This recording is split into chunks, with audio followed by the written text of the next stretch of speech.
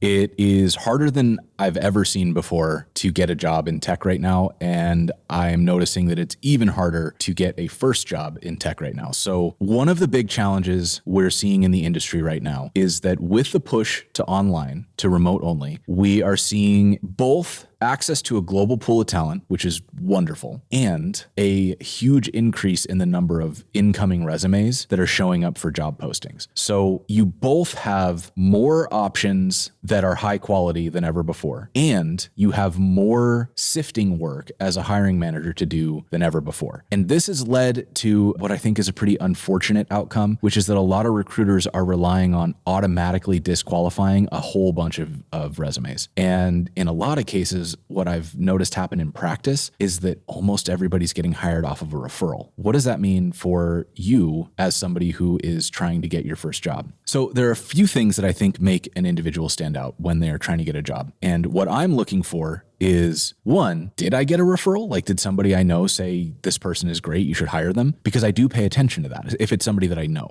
like if it's somebody I don't know, whatever. But I'm also looking to see, what can I see of this person? You know, if you get my attention for me to go and check you out, what can I see of who you are and what you do? And that's a combination of, you know, a resume, and a resume is going to be tough when you're trying to get that first tech job because you can't point to previous jobs and things like that. So instead, what I'm looking at is like, what have you shared? What are you learning? What are you excited about? Can I see that you have been putting the work in?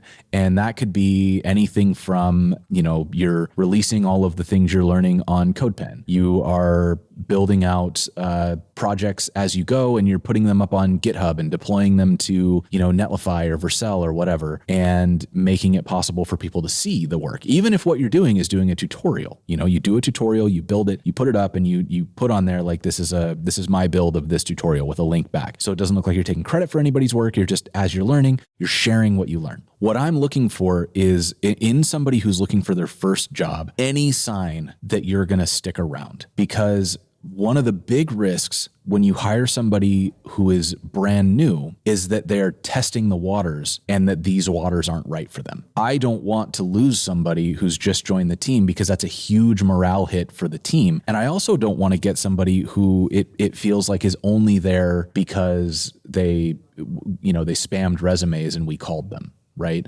So the things that make somebody stand out when their resume comes across my desk are things like, what portfolio pieces are out there? If I go and look for you, what am I seeing? Are you writing a blog where you're sharing what you're learning? Are you participating in communities? Can I find you on any social networks? Like, are you putting up videos on YouTube or TikTok or Instagram Reels where you're sharing anything about what you're learning or excited about? Can I see projects? Can I see interactions? Are you opening issues? Are you asking questions? What is it that you're doing that makes it clear to me, like undeniably clear, that you're invested? And that's very different from, say, grinding, right? Like, I'm not looking for somebody who's putting in 90-hour weeks or who's sleeping at the office, or that's not interesting to me. What I'm interested in is somebody who is curious and learning and who's enjoying that process of learning, because that to me is the person who's going to continue to be engaged in this role. They're going to be learning, they're going to be challenged, and that's going to be fun and not overwhelming. In terms of what you can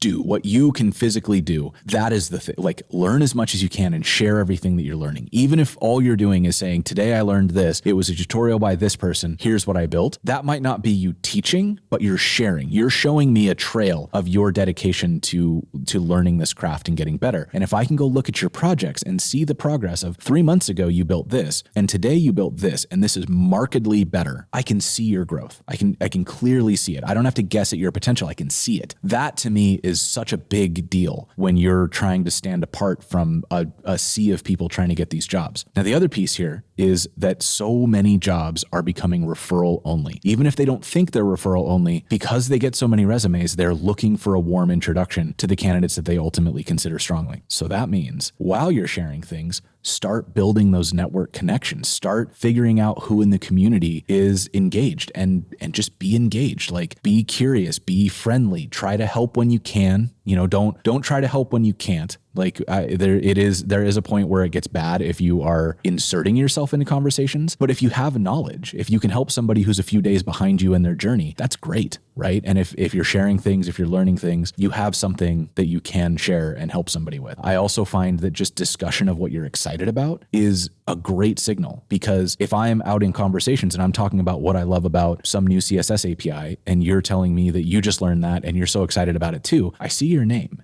in our conversations. And if that is accompanied by you also posting projects you're working on, I'm probably going to follow you on whatever social network I saw you on. And if I see a consistent feed of that, then later you are now part of the people that I'm considering when I'm trying to think of like, who are some up and comers in this industry? I have a list, like I'm paying attention, and I'm not the only one. There are many of us who use the community as a list of people that we're watching to see how they do, how they perform. Are they kind? Are they engaged? Are they still active 6 months later? And if that's the case, if I know that one of my friends is hiring, I'm going to say, hey, I've been watching this new coder and they're putting a bunch of stuff up and they look really high potential. Maybe you want to check them out. And there's your warm intro. You didn't even have to meet me. You just had to impress me, right? So to me, that is such a game changer as a junior, is to just be like, make yourself a part of the fabric of this community and do it through it's gotta be genuine. You can't go force this. You're not gonna spam in Discord your way to a job. You have to authentically get in there and be part of these communities. So don't try to join them all. Try to find the ones that feel like the most you, that feel like you're the most welcome in, and then just participate, share, be excited, celebrate when somebody else learned something,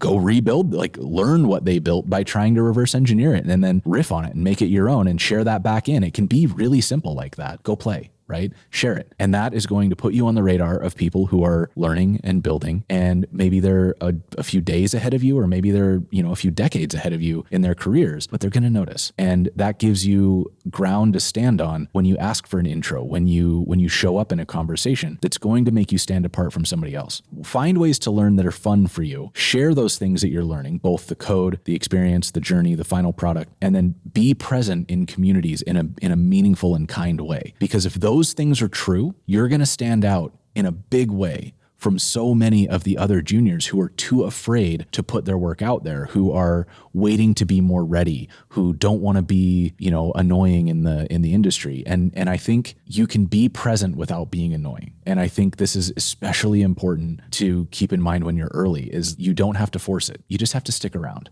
right? And be patient. Remember that this stuff doesn't happen overnight. If you enjoy this, if you want this to be your career, give it a little time to come to you, but keep doing the work while you're waiting. It's going to feel like nothing is happening, and then it's all going to happen at once. I have many folks in my network who feel like they worked for months or even years in some case with no momentum at all. And then in a span of a quarter, they went from no offers to multiple offers. The work pays off. It's a big boulder to get rolling, and you got to build that momentum. And at first, it's a lot of work and not much is happening. Don't let that demotivate you. Keep building, keep sharing, keep participating, and it will absolutely pay off.